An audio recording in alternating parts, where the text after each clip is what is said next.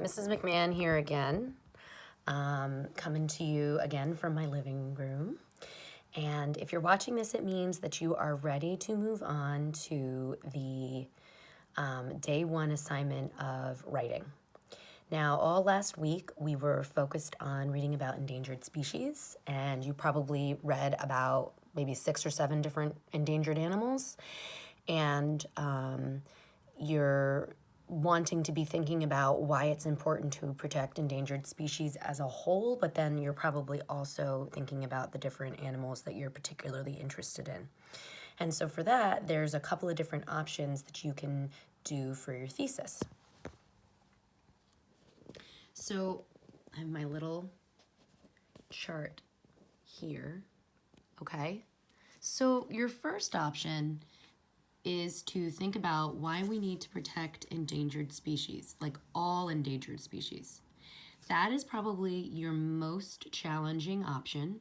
So those of you who are interested in a challenge, I would suggest that. You would have to come up with 3 different reasons why it's important to protect endangered species as a whole. So you wouldn't necessarily be focusing on a specific species or multiple species, but you would be using the information from the articles that you read to come up with your reasons and to support that claim. And so you would be thinking about trends and patterns for the species as a whole. What are some common reasons why they are endangered, and some common reasons why they all should be protected?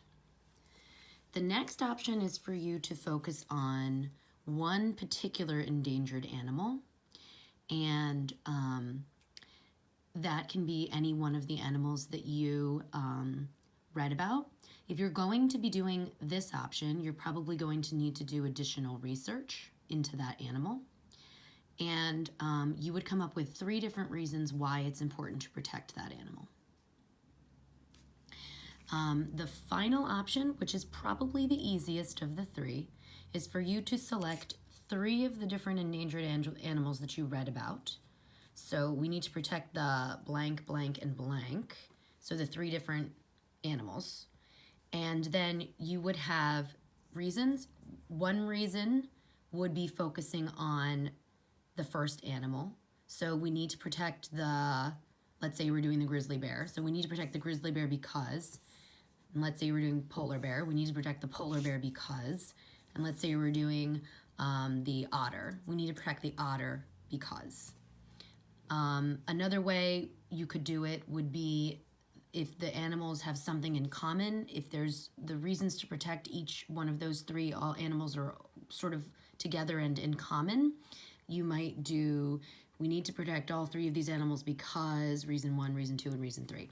The first option that I suggested is probably your best option. So focusing on each animal individually in the different body paragraphs. So again, those are your 3 options for your claim and your reasons. I do want to take a brief moment to talk to you a little bit and remind you about what the difference is between reasons and evidence, because that is always something that we're learning how to do. Okay, and that's something that definitely came up when we did the persuasive essay way back in the fall, and then also when we were doing the literary essay recently. So, reasons do not equal evidence, okay? They're not the same thing. So you're not going to take a direct quote from one of the articles or a fact or an example and say that that's your reason, okay? So I have an example for you here.